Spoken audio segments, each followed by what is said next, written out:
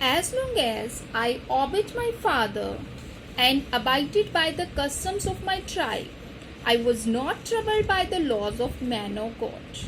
As long as मतलब जब तक, जितने समय तक, I obeyed my father, मैंने अपने पिताजी की बात मानी.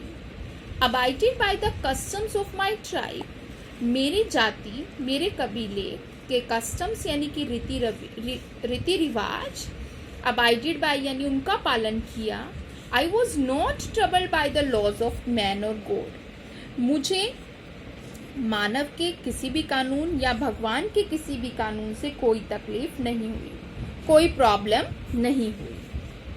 It was only when I begin to learn that my boyhood freedom was an illusion. ये केवल तब हुआ जब मैं ये समझने लगा कि मेरी बॉयहुड फ्रीडम, मेरे जो बचपन में मेरे लड़कपन वाली जो आज़ादी थी, वो केवल एक भ्रम था. जो मैं आज़ादी समझता था वो केवल एक मात्र भ्रम था. When I discovered as a young man that my freedom had already been taken from me, जब मैंने as a young man, एक युवा आदमी के तौर पर ये बात खोजी कि मेरी आज़ादी had already been taken from me, मुझसे पहले ही छीनी जा चुकी थी. That I begin to hunger for it, तब मुझे इसकी भूख लगनी शुरू हुई, तब मुझे इसकी भूख पैदा हुई कि मुझे ये आज़ादी चाहिए. At first, as a student, I wanted freedom only for myself. जब मैं बच्चा था या विद्यार्थी था, तब मैं फ्रीडम, आज़ादी चाहता था केवल अपने लिए. The transitory freedoms of being able to stay at night. Transitory मतलब कि momentary, यानी कि temporary freedom मैं चाहता था. Of being able to stay out at night, कि मैं रात के समय बाहर रुक सकूं. Read what I please and go where I choose. जो मैं चाहता था उसे मैं पढ़ सकूं, जिससे मुझे खुशी मिलती है. प्लीज़ मतलब जिससे मुझे खुशी मिलती है, वो बुक्स, वो किताबें, वो चीज़ें मैं पढ़ सकूं. And go where I chose, और वहाँ जा सकूं जहाँ मैं चाहूँ. Later, as a young man in Johannesburg, I yearn for the basic and honorable freedoms of achieving my potential, of earning my keep, of marrying and having a family, the freedom not to be obstructed in a lawful life.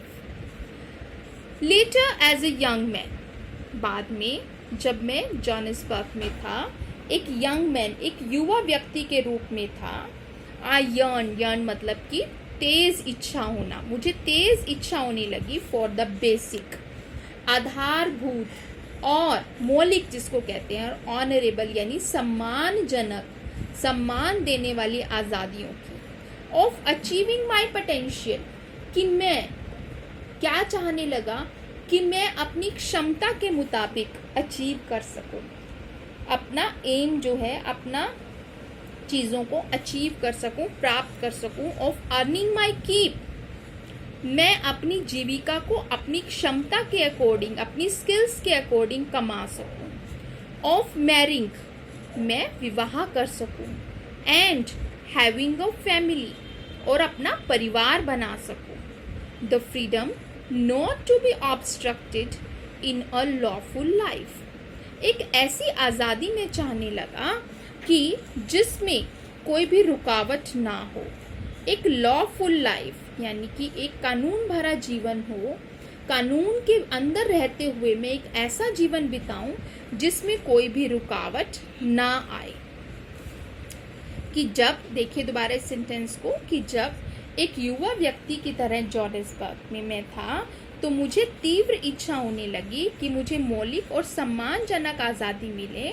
मैं अपनी क्षमता के आधार पर अपनी जीविका कमा सकूं, विवाह कर सकूं, अपना परिवार बना सकूं, और कानून के दायरे में रहते हुए एक ऐसा जीवन जी सकूं जिसमें कोई भी रुकावट ना आए. तो अब नेल्सन मंडेला जो थे, उन्हें ये इच्छा होने लगी कि वो एक फ्रीडम भरी लाइफ जो है वो जिए. अब उन्हें रियल मीनिंग जो है फ्रीडम का समझ में आने लगा, आज़ादी का मतलब समझ में आने लगा कि आज़ादी केवल बाहर घूमना, खेतों में घूमना, मकई के दानों को भूनना या स्विमिंग करना नहीं है। आज़ादी का मतलब है आपके पोटेंशियल के अकॉर्डिंग, आपकी क्षमता के अकॉर्डिंग आप अपना जीवन जी सकें, आप अपनी इच्छाओं को पूरा कर सकें। सो बेटा, that's all we will be doing today. I'll be continuing the reading in the next videos. Till then, have a nice day.